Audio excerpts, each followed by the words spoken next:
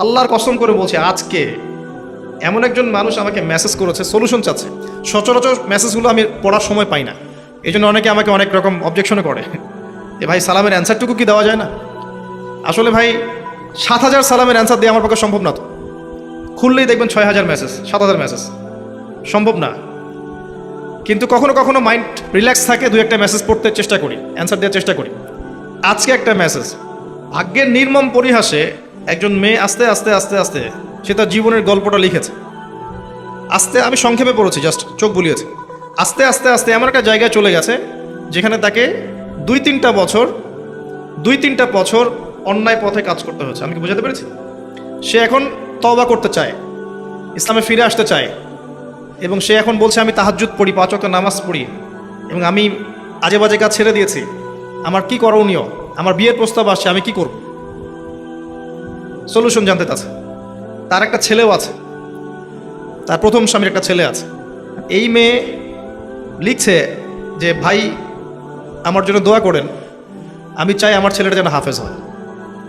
আমরা দেখছি বাচ্চা জন্ম হচ্ছে, 5-6 বছর বয়স হচ্ছে, পিতামাতা চায় যে বাচ্চা জান্নাতের পথে হাঁটুক, কিন্তু পিতামাতা জানে না কোন পথে গেলে বাচ্চা জান্নাত পাবে। ব্যাগের একটা বোঝা কাঁধে দেওয়া হলো, এবং সে মাশাআল্লাহ স্কুলে চলে গেল বা অন্যান্য মাদ্রাসায় গেল।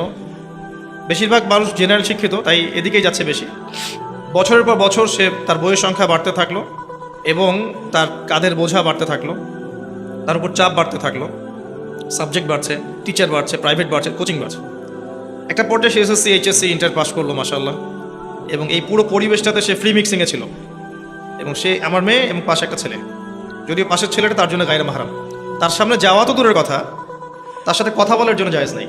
যদি ওই ছেলে কিছু চায়, তা ওই ছেলেকে চাইতে হবে পর্দার আড়াল থেকে, এবং এ যখন অ্যান্সার করবে তাকে কর্কশ ভাষায় উত্তর দিতে হবে। এটা ইসলাম, এটা কোরআন, সূরা আহজাব। আর বাস্তবতা আপনি এটা দেখছেন, ও ফ্রি মিক্সিংয়ে পড়াশোনা করছে। আমি ওকে দিয়ে এক্সাম্পল দিচ্ছি, আমি দোয়া করি এর তাকদীর যেন এমন না হয়, আল্লাহ। তো এরপরে এসএসসি পাস করতে করতে এরা ম্যাচিউরড হয়ে যাবে। ম্যাচিউরড হওয়ার পরে এদের মধ্যে জৈবিক চাহিদা আসবে, এবং এরা ভাষায় ইসলাম পাচ্ছে না, সংস্কৃতিতে পাচ্ছে না, এবং হাতের মধ্যে সেলফোন অ্যাভেলেবেল। তারা ইন্টারনেট সেকশন ভ্রমণ করতে পারে, গেমস খেলতে পারে, পর্ন দেখতে পারে, এবং ডেটিংও করতে পারে, ফ্রি মিক্সিংয়ে অ্যাফেয়ার করতে পারে। এই সুযোগটা আমরা ওদেরকে করে দিয়েছি, এবং যারা এই সুযোগটা নিয়ে নিচ্ছে এদেরকে আমরা স্মার্ট বলছি, যারা নিচ্ছে না ওদেরকে ব্যাকডেটেড বলছি। তো এক পর্যায়ে দেখা গেল যে এসএসসি, এইচএসসি পাস করতে করতে ইজ্জত এবং সম্মানের কোনো বালাই নাই, বাকি নাই আর কিছু। এরপরে এইচএসসি লেভেলে গিয়েও সে মাশাআল্লাহ ফ্রি মিক্সিংয়ে থাকলো, অনার্স মাস্টার্স এভাবেই করছে, এবং ওকে শেখানো হচ্ছে উপর থেকে যে নিজের পায়ে দাঁড়াতে হবে। এই জন্য সে ওটাকে বেশি ফোকাস করছে, ইসলাম, পর্দা, নামাজ, কালাম, এগুলো 4 সাবজেক্ট। এবং এই পুরো সময়টাতে এই যে সিলেবাসে পড়াশোনা করেছে, এই সিলেবাসের মধ্যে ইসলাম ছিল না। এবং সুবহানাল্লাহ, 30 বছর 25 বছর পড়াশোনা করেছে, কিন্তু ওকে 30টা সূরা কেউ শেখায় নাই, হাদিস 30টা কেউ শেখায় নাই, এবং সাহাবীদের নাম সে জানে না, রাসূল সাল্লাল্লাহু আলাইহি ওয়াসাল্লামের জীবনী সে জানে না। কিন্তু আপনি ওই জায়গায় চলে যান, আল্লাহ পাক যেটা বলেছেন, আমার পক্ষ থেকে হেদায়েত আসবে, এটা মেনে চললে জান্নাতে যেতে পারবে।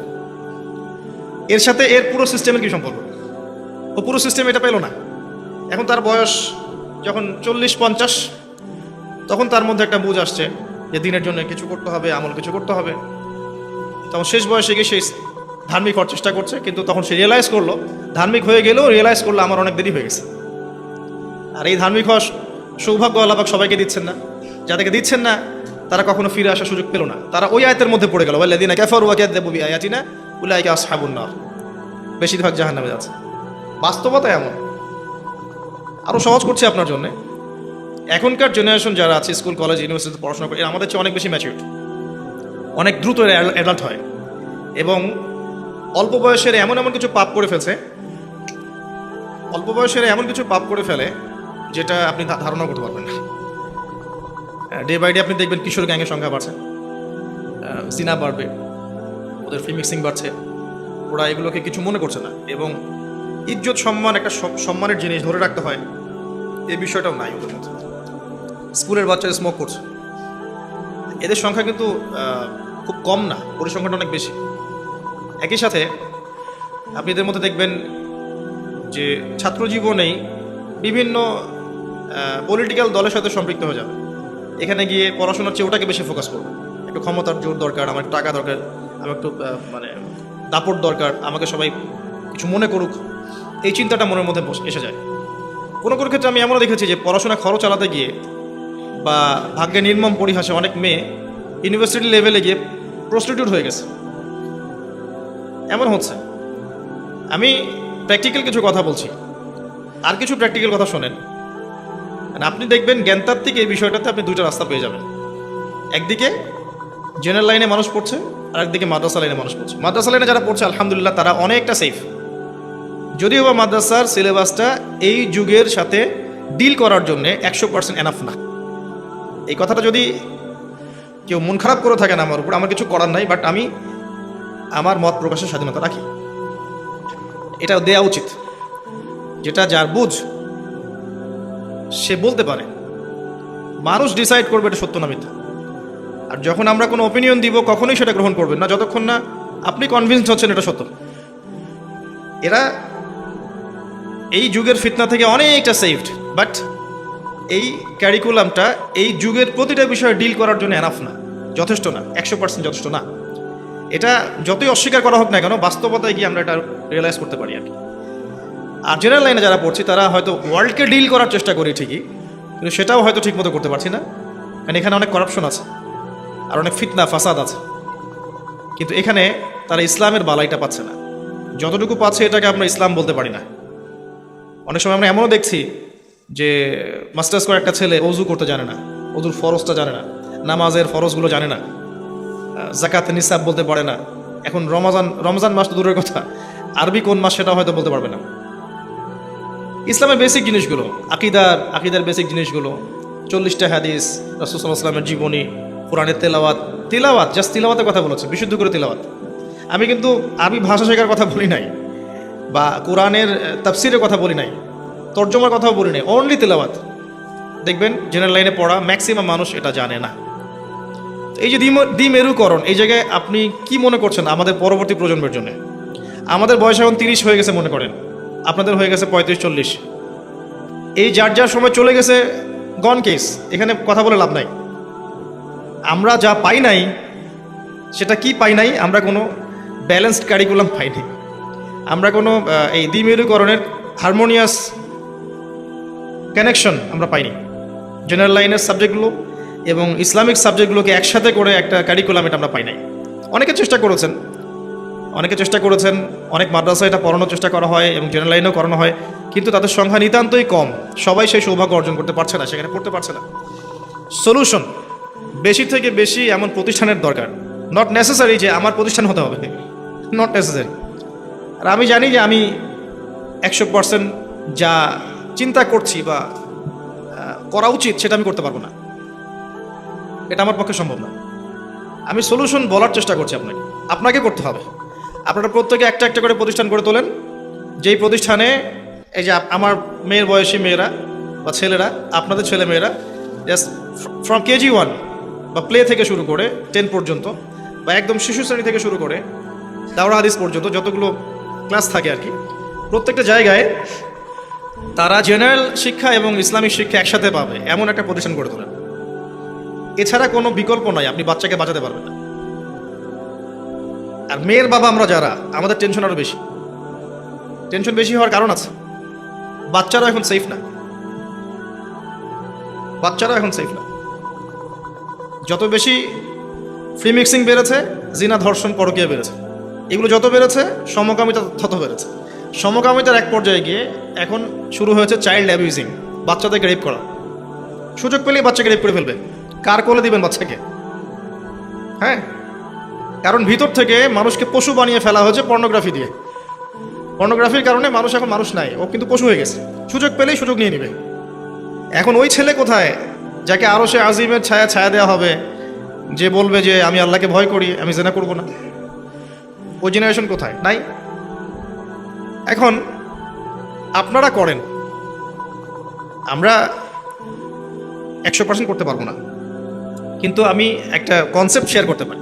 কনসেপ্টটা শেয়ার করার পরে যদি আপনারা এটাকে হজম করতে পারেন বা চিন্তা ফিকির করে যার এলাকায় যার ক্যাপাবিলিটি অনুযায়ী এমন প্রতিষ্ঠান করতে পারেন যেখানে জেনারেল শিক্ষা, ইসলামিক শিক্ষা একসাথে দেওয়া হবে, এবং এই শিক্ষাটা শিখলে আপনার সন্তান জঙ্গি হয়ে যাবে না, এই শিক্ষাটা শিখলে আপনার সন্তান সন্ত্রাসী হবে না। সে সুনাগরিক হবে, সে এই জাতিকে নেতৃত্ব দেওয়ার যোগ্যতা অর্জন করবে ইনশাআল্লাহ। সে হবে সুনাগরিক এবং একজন ভালো মানুষ। সবচেয়ে বড় কথা হচ্ছে একটা ভালো মানুষ। ভালো মানুষটা বেশি ইম্পর্টেন্ট। ইসলামিক লেবাস নিয়ে যদি আমি ভালো মানুষ হতে না পারি, আমার লেবাসের কোনো দাম নাই আসলে। ভিতর থেকে ভালো সৎ কিনা এটা ইম্পর্টেন্ট।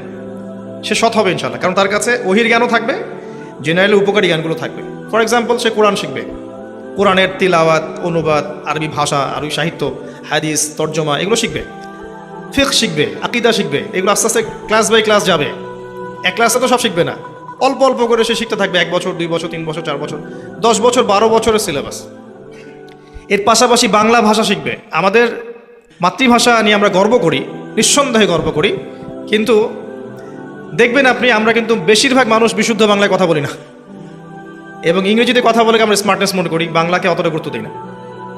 অনেক ক্ষেত্র আছে যেখানে ইংরেজিতে কথা না বললে আপনি খেয়াল করে দেখবেন আপনার চাকরি হচ্ছে না। তাহলে বাংলায়, ওকে ছেড়ে দেন ওর মতো করে, বাংলায় কি হলো তাহলে? বিষয়টা হচ্ছে বাংলাকে গুরুত্ব দিতে হবে, প্রজন্মকে দেশের ইতিহাস শেখাতে হবে। মুক্তিযুদ্ধের যে সংস্কৃতির কথা বলা হয়, এটা শেখাতে হবে বাচ্চাদেরকে। তাদেরকে জানাতে হবে জুলুম কী জিনিস, প্রতিবাদ কী জিনিস।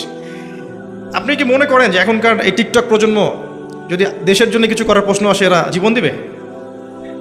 বুদ্ধি প্রতিবন্ধী প্রজন্ম বা এখনকার যুব সমাজ ম্যাক্সিমাম যারা টাকার পিছনে ছুটছে বা গার্লফ্রেন্ডের পিছনে ছুটছে বা যে পর্নোগ্রাফিতে আসক্ত, মাদকদ্রব্য সেবন করছে, এরা কি দেশের জন্য জীবন দিবে? তাই মনে হয় এরা কি আমাদের বাপদাদাদের মতো? তাহলে ওই প্রজন্মও তো তৈরি করতে হবে। এখানে বাংলা শেখাতে হবে, ইংরেজি শেখাতে হবে, ম্যাথামেটিক্স শিখতে হবে, সায়েন্স শিখতে হবে। সায়েন্স না শিখলে সে তো সামনের বিশ্বকে ডিল করতে পারবে না। আপনি যে সেক্টরই পড়াশোনা করার কথা বলেন, ফিজিক্স, আপনি সায়েন্স বলেন, কমার্স বলেন, আর্টস বলেন, যে সেক্টরই বলেন, ওই জ্ঞানগুলোর তো দরকার আছে, কিন্তু ল্যাকিংসটা কোথায়? ল্যাকিংসটা হচ্ছে ইসলামিক বেসিক নলেজগুলো তারা পাচ্ছে না, এবং তারা সুদীর্ঘকাল ধরে যে পড়াশোনা করছে, এই পড়াশোনায় তারা সেগুলো শিখতে পারছে না।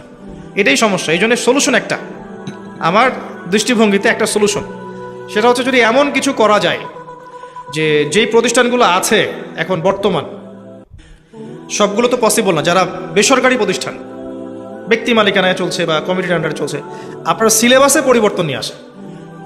এমন সিলেবাস লঞ্চ করেন যে সিলেবাসে আপনার বাচ্চা Islamic education, general education, both একটা হারমোনিয়াস কানেকশন পাবে। এমন সিলেবাস দরকার। তাহলে দেখবেন ইনশাল্লাহ আমার মেয়ে এদিকে ডক্টর হতে পারবে, একই সাথে সে দেখবেন আলেমাও হতে পারবে ইনশাল্লাহ। আপনার ছেলে ইঞ্জিনিয়ার হতে পারবে, দেখবেন সে ইনশাল্লাহ ফকি হয়ে গেছে। সম্ভব। আগেকার সলফে সালেহিন তারা সবই ছিলেন। তারা আলেম ছিলেন, কারি ছিলেন, হাফেজ ছিলেন, ফিলোসফার ছিলেন, সায়েন্টিস্ট ছিলেন। কেমিস্ট্রির বেস কে দিয়েছে? ফিজিক্সের বেস কে দিয়েছে? মেডিকেল সায়েন্সের বেস কে দিয়েছে? আমার পাশে একজন ডক্টর বসে আছে, জিজ্ঞাসা করে দেখেন, মেডিকেল সায়েন্সের বেস কে দিয়েছে? আমাদের প্রজন্ম আল-কেমির নাম জানে না, এখন জাবির ইবনে হাইয়ামের নাম জানে না। আমাদের প্রজন্ম এখন আল রাজি তাদের নাম জানে না, ইবনে সিনার নাম জানে না। আমরা সবাই দিয়েছি ইসলামিক ব্যক্তিত্বরা এগুলো বেস দিয়েছে। এখন আপনি দেখান একজন আলেমকে যে ডাক্তার হতে পেরেছে, বা একজন ডক্টরকে আপনি দেখান যে ফকিহ হতে পেরেছে। তাহলে একটা দ্বিমুখীকরণ। আমি জানি সবাই সব হতে পারবে না, কিন্তু একটা লেভেল পর্যন্ত জ্ঞান থাকা উচিত। সবাই সব হতে পারবে না। একজন ডক্টরকে ফকিহ হতেই হবে জরুরি না, সে বেসিকটুকু জানবে, এটা জরুরি। বেসিক বলতে কি, সে সালাত ইমামতি করতে পারবে, আকীদার বিষয় ক্লিয়ার থাকবে, কোরআন সে পড়বে, পড়ে বুঝতে পারবে, হাদিসগুলো নিয়ে সে কথা বলতে পারবে, সে দায়ী হতে পারবে, সে অবশ্যই দায়ী হতে পারবে। সে ইসলাম এবং বিজ্ঞানকে সমন্বয় করে মানুষকে বোঝানোর ক্ষমতা রাখতে হবে তাকে। একজন ইকোনমিক্স যে অর্থনীতি সেক্টরে কাজ করে, সেও মাশাআল্লাহ ইসলাম এবং যাকাত এই বিষয়গুলো জানতে হবে। ইসলামিক ইকোনমিক্স কি তাকে জানতে হবে। যে পলিটিশিয়ান, তার জানা উচিত যে ইসলামিক জিও পলিটিক্স কী জিনিস। যে একজন শিক্ষক, তার জানা উচিত যে ইসলামিক শিক্ষা কি, কীভাবে শেখাবো, জেনারেল শিক্ষা কি, কীভাবে শেখাবো। প্রতিটা ডিপার্টমেন্টেই এই দুইটা শিক্ষা ব্যবস্থাকে একত্রিতকরণের প্রয়োজন আছে। এখন এটা 2022 সালে বসে বলছি, এটাও হচ্ছে একটা কষ্টের কথা।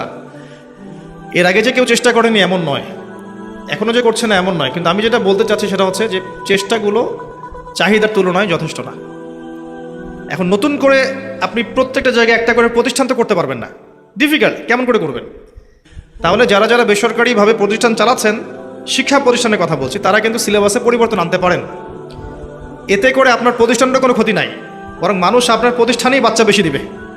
কারণ প্রত্যেক পিতামাতা এখন চায়, ম্যাক্সিমামই চাচ্ছে যে আমরা না হয় খারাপ হয়ে গেছিলাম, আমার সন্তানটা যেন ভালো হয়। তাহলে কে চাচ্ছে না যে তার সন্তানটা ভালো হোক? আমরা যা করেছি, আমরা যেটা পাইনি, আমাদের বাচ্চাদের জন্য কি ফিকির করছে? অপশন খুব কম আছে। অপশন 1, নতুন নতুন প্রতিষ্ঠান গড়ে তোলেন, যে প্রতিষ্ঠানগুলোতে আপনি উভমুখী শিক্ষাকে একমুখী করতে পারবেন। এর জন্য আপনার দরকার এই সেক্টরে যারা কাজ করেছেন তাদের পরামর্শ, তাদের সাথে দেখা সাক্ষাৎ করা এবং তাদের সাথে পরামর্শ করে একটা সিলেবাস লঞ্চ করা। এবং সেখানে অবশ্যই গভর্নমেন্টের বইগুলো থাকবে, গভর্নমেন্টের বইয়ের বাইরে না। ইংলিশ মিডিয়ামের থেকে ইংলিশ নিতে পারেন, অ্যারাবিক মিডিয়াম থেকে অ্যারাবিক নিতে পারেন, এবং গভর্নমেন্টের যে বইগুলো আছে এগুলো থাকবে। দেখবেন আপনি সুন্দর একটা কারিকুলাম পাচ্ছেন। এখানে স্কুল কলেজ করা ডিফিকাল্ট, এখানে করতে গেলে অনেক প্রবলেম হয়ে যায়, অনেক জটিলতা সৃষ্টি হয়। মাদ্রাসা ইজি, তো বেশি বেশি মাদ্রাসা করা যেত, এটা একটা অপশন। অপশন 2, প্রয়োজনের চেয়ে মাদ্রাসা বেশি আছে বাংলাদেশে। হ্যাঁ, এটা অপশন 2, প্রয়োজনের চেয়ে বেশি আছে, কিন্তু সমস্যা হচ্ছে তাদেরকে এই সিলেবাসগুলা ইমপ্লিমেন্ট করার ব্যাপারে হয়তো কেউ উৎসাহিত করেনি দীর্ঘদিন, বা আমরা করতে পারছি না। করে দেখা যায় তারা কি করে। যদি না করেন সেখানে স্বতন্ত্র প্রতিষ্ঠান চিন্তা করতে পারবেন। এটা গেল বাচ্চাদের বিষয়। জেনারেলদের কি হবে? আপনারা মাদ্রাসায় ভর্তি হতে পারবেন না, কারণ আপনাদের বয়স এখন 25 বা 30। আবার আপনি মিজানে ভর্তি হতে পারবেন না, এবং ভর্তি হতে গিয়েও দেখেন কতজন ভর্তি নেয়।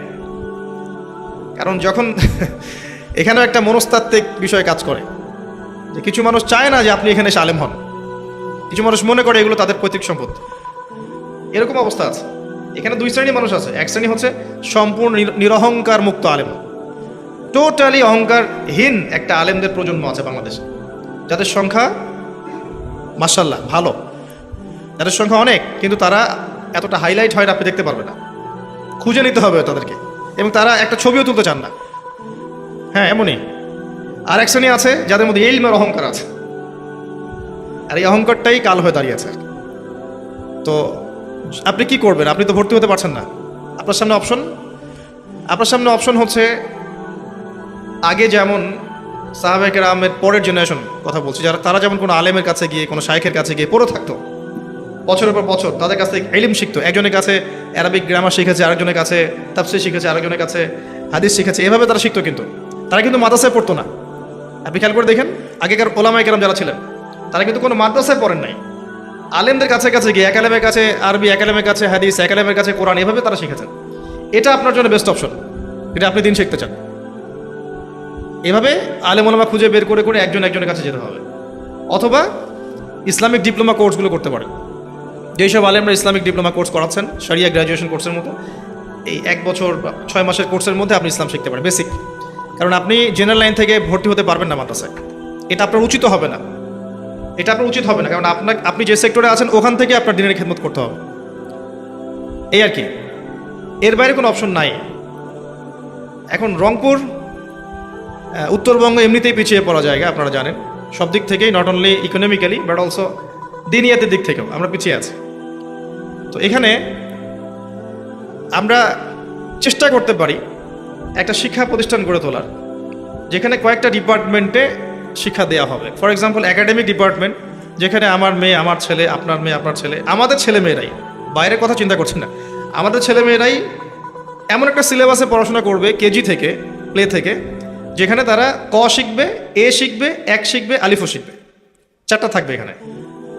এভাবে থাকতে হবে, এবং এভাবে বই অ্যাভেলেবেল। এখন কিন্তু বই অ্যাভেলেবেল না এমন না, বই বানাতে হবে এমন না, বই আছে। এগুলো পড়ানোর জন্য যোগ্য শিক্ষকও দরকার আছে। এই জায়গায় আমরা সংকীর্ণতায় ভুগছি, সংকটে ভুগছি আর কি।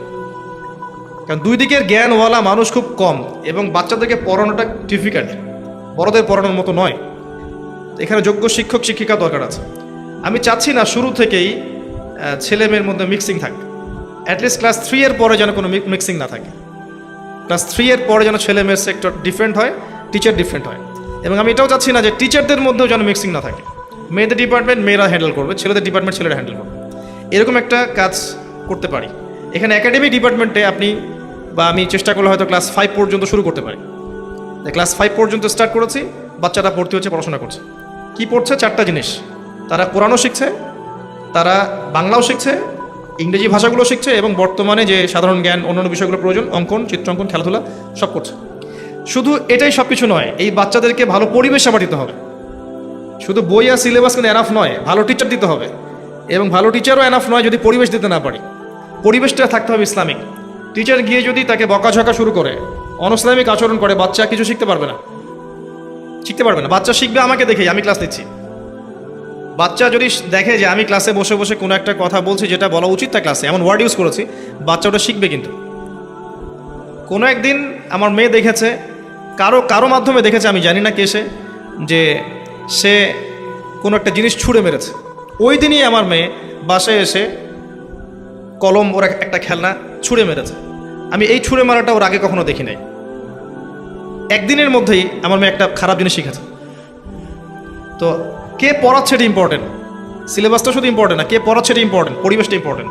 এটা দেওয়ার চেষ্টা আমরা করবো ইনশাআল্লাহ। এরপর ওদেরকে শুধু পড়ালেই হবে না, বাচ্চাদেরকে আপনি শুধু বলে বলে শেখাতে পারবেন না। দেখেন, কিছু বিষয় আছে ওদেরকে গল্পের মাধ্যমে শেখাতে হবে, খেলাধুলার মাধ্যমে শেখাতে হবে, ওদেরকে চিত্রাঙ্কনের মাধ্যমে শেখাতে হবে। ওদের খাবার ঠিক মতো তারা পাচ্ছে কিনা এটা খেয়াল রাখতে হবে। এমন খাবার ওদেরকে দেওয়া যাবে না যে খাবার খেলে ওরা অসুস্থ হয়ে যাবে। এবং শুধু পড়াশোনা না, আমরা যেমন পড়েছি আর কোচিং আর প্রাইভেট এরকম না, খেলাধুলার পরিবেশ দিতে হবে। মিনিমাম একটা করে গেম ক্লাস থাকা উচিত। মাঠে যাবে, দৌড়াবে, একটু মাটির সাথে সম্পর্ক হবে, পড়ে যাবে, উঠবে, দরকার আছে। আমরা কিন্তু এগুলো পেয়েছি আলহামদুলিল্লাহ, কিন্তু এখনকার জেনারেশন পায় না। আর যারা খেলাধুলা করে নাই ছোটোবেলায়, শৈশবে, এরা কিন্তু বড় হয়ে নেতৃত্ব দেওয়ার যোগ্যতা পায় না। নবী সাল্লাল্লাহু আলাইহি ওয়াসাল্লামকে ছোটোবেলায় ভাষা শেখানোর জন্য বেদুইনদের কাছে পাঠানো হয়েছিল এবং 2-3 বছর তাকে ওখানে রাখা হয়েছে দুরন্তভাবে দৌড়ানোর জন্য। তার ফিজিক্যাল স্ট্রাকচার অনেক শক্ত ছিল। আর আমাদের শহর কেন্দ্রিক জীবন ব্যবস্থায় বাচ্চা কাচ্চাদেরকে আমরা তোলা করে মানুষ করি, অল্পতে অসুস্থ হয়ে যায়। আগে আরবের ট্রেডিশন ছিল গ্রামে পাঠানো, বাচ্চারা গ্রাম্য পরিবেশে যেত এবং হৃষ্টপুষ্ট হতো। ওদের খাওয়া, ওদের খেলাধুলা, ওদের পড়াশোনা, পরিবেশ, টিচার, এগুলো নিশ্চিত না করতে পারলে শুধু সিলেবাস দিয়ে কাজ হবে না। এগুলো ইম্পর্টেন্ট কাজের কথা। এরপরে আসেন আমরা একটা সেক্টর করতে পারি যে জেনারেল লাইনে যে বাচ্চারা পড়ছে, সবাইকে তো আর আপনি এখানে ভর্তি করতে পারবেন না। জেনারেল লাইনে পড়ছে এমন বাচ্চা যাদের বয়স ধরেন 5 থেকে 15 এমন হতে পারে, কিন্তু পিতামাতা চাচ্ছে ওই মেয়েটার মতো আমার ছেলেটা হাফেজ হোক, কিন্তু ভর্তি করিয়েছে হয়তো ইংলিশ মিডিয়াম কোনো স্কুলে বা বাংলা মিডিয়াম কোনো জায়গায়। তাদের জন্য কি করতে পারি আমরা কিন্তু সেকেন্ড স্কুলিং করতে পারি। এটা কেমন, যে তারা বিকেলে বাচ্চাকে দিয়ে যাবে, ট্রান্সপোর্ট সিস্টেম থাকতে পারে, বাচ্চা আসবে গার্ডিয়ান সহ, বিকেল থেকে নিয়ে এশার নামাজ পর্যন্ত 4 থেকে 5 ঘন্টা তারা এখানে থাকবে। তাদের ড্রেস থাকবে, ইউনিফর্ম থাকবে, খাবার টিফিন সবই থাকবে এবং ওস্তাদ থাকবে তাদের জন্য। তাদেরকে আমরা কিন্তু এখানে কোরআন শেখাতে পারি এবং আস্তে আস্তে হাফেজ বানাতে পারি। ওরা পড়ছে কিন্তু জেনারেল লাইনে পড়ার পাশাপাশিও তারা সেকেন্ড স্কুলিং করে হাফেজ হচ্ছে। এটা সুযোগ আছে এবং এই সুযোগটা কিন্তু বড়দের জন্য করা সম্ভব। এটা পসিবল। আপনার সময় লাগবে 2 থেকে 3 বছর।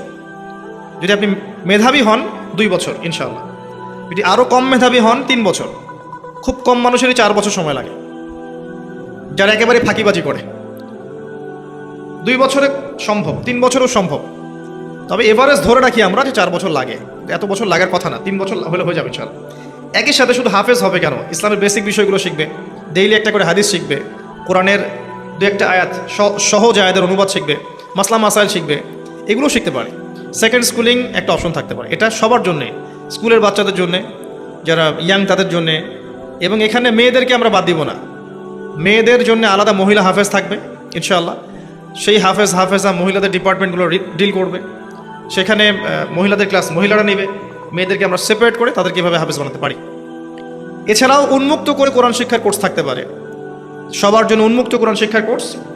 যারা চাকরিজীবী, যারা প্রশাসনে আছে, যারা পলিটিশিয়ান, যারা ইত্যাদি বিভিন্ন সেক্টরে আছে, যারা চায় আমি কোরআন পড়াটা শিখি, অ্যাটলিস্ট কোরআন পড়াটা শিখি, তাদের জন্য ব্যাচ ভিত্তিক করে কোরআন শেখানো সম্ভব।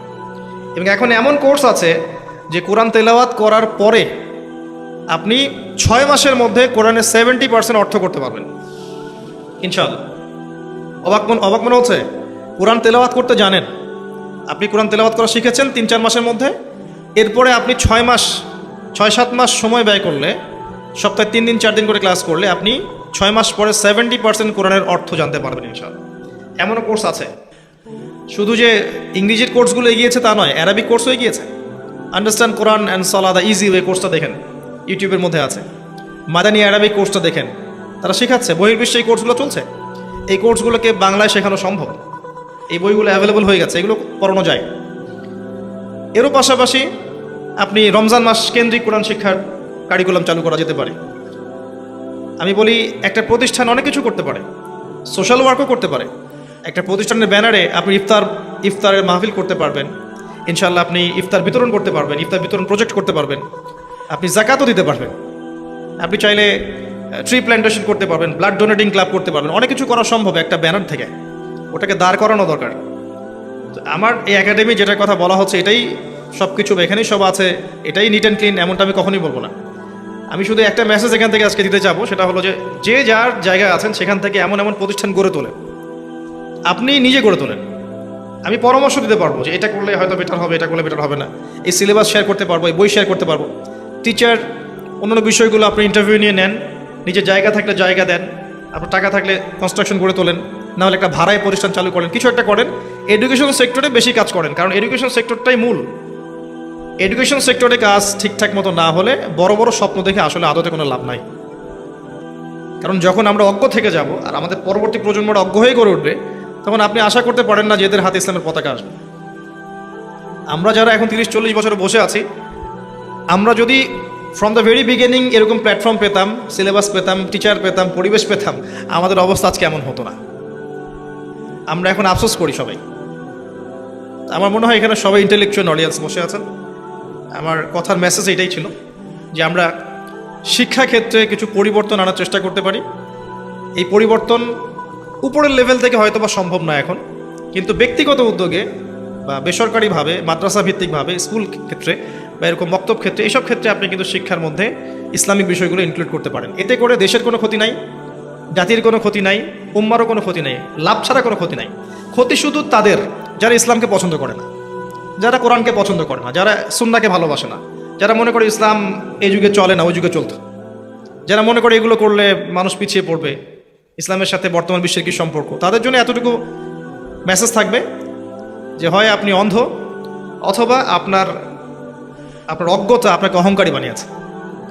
ইসলামই সেই জিনিস, সেই রিলিজিয়ন, সেই কোড অফ লাইফ যেখানে আপনি প্রতিটা বিষয়ে সলিউশন পাবেন, অন্য কোথাও পাবেন না। এটা চিরন্তন সত্য কথা, কেউ মানুক বা না মানুক, এখানে প্রতিটা বিষয়ের সলিউশন আছে। আমরা দোয়া করি আল্লাহ পাক আমাদের মধ্যে যারা ইয়াং আছেন, যারা মাদ্রাসায় পড়তে পারি নাই, আল্লাহ পাক আমাদেরকে সেই জ্ঞান অর্জন করার তৌফিক দান করুন, যা অর্জন করলে আমরা ওহি বুঝতে পারবো এবং যেটা ফলো করলে আমরা জান্নাতে যেতে পারবো ইনশাআল্লাহ। এবং যারা মাদ্রাসা লাইনে পড়াশোনা করেছি তাদের জন্যও দোয়া থাকবে, বর্তমান বিশ্বকে ডিল করার জন্য যে জ্ঞানগুলোর দরকার সেগুলো আপনারা শিখে নেন। কারণ আল্লাহ পাক আপনাদেরকে অনেক দূর এগিয়ে দিয়েছেন, বাকিটা আপনাদের উপরে। অল্প কিছু পরিশ্রম করলে আপনারা ইনশাআল্লাহ দেখবেন যে আপনাদের মাধ্যমেই সবচেয়ে বেশি সমাজ সংস্কার হবে ইনশাআল্লাহ। আর আমাদের নারীদের দিকে ফোকাস করতে হবে। মেয়েরা শিক্ষার তেমন কোনো সুযোগ পায় না, কোরআন শিক্ষার তেমন কোনো সুযোগ পায় না। আলাদা মহিলা টিচার দিয়ে মহিলাদেরকে কোরআন শিখান, দিন শিখান, ইমান আকিদা শিখান, ইনশাআল্লাহ দেখবেন পরিবারে শান্তি আসবে তখন। আদারওয়াইজ কিন্তু পরিবারগুলো জাহান্নামের টুকরাই থেকে যাবে। আর সবশেষ যেটা মূল আমাদের আজকের এজেন্ডা বা আজকের মূল কথা, যে আমাদের বাচ্চাদের জন্য এমন এমন প্রতিষ্ঠানের দরকার যেগুলো আমাদেরকে জেনারেল শিক্ষা, ইসলামিক শিক্ষা দুটোর একটা সমন্বিত কারিকুলাম দিবে। শুধু কারিকুলাম না, শুধু সিলেবাস না, পরিবেশ দিবে, আধুনিকতা দিবে, ডিজিটাল সিস্টেম দিবে। এবং আপনার আমার ছেলে একাধারে সে যেন হাফেজও হয়, সে যেন এদিকে এসএসসিতে গোল্ডেন এ প্লাসও পায়, সে যেন এদিকে ডক্টর হয়, এদিকে একজন আলেম হতে পারে, সে ইঞ্জিনিয়ার হতে পারে, ফকি হতে পারে। এমনভাবে তৈরি করা সম্ভব আমাদের বাচ্চাদেরকে। আমরা যা করেছি, যা সময় চলে গেছে অ্যাটলিস্ট এখন থেকে শুরু করে যদি আমরা আগামী 10, 20, 30টা বছর এভাবে একটু মেহনত করতে পারতাম বা পারি, আপনি এরপরে গিয়ে একটা জেনারেশন পাবেন। আমরা যখন বসে আছি সবাই একই ব্যাচের, একই বয়সের মোটামুটি, এরকম 30 বছর পর দেখবেন আরেকটা জেনারেশন আসে যারা আমাদের মতো হবে না আর কি। আল্লাহ পাক আমাদের সবাইকে কথাগুলো বোঝার তৌফিক দান করুন, আমিন। যদি কারো কিছু জানার থাকে বা প্রশ্ন উত্তর করতে চান আপনারা করতে পারেন। প্রাসঙ্গিক প্রশ্ন করলে ভালো হয়, অপ্রাসঙ্গিক কোনো প্রশ্ন না করলে ভালো হয়।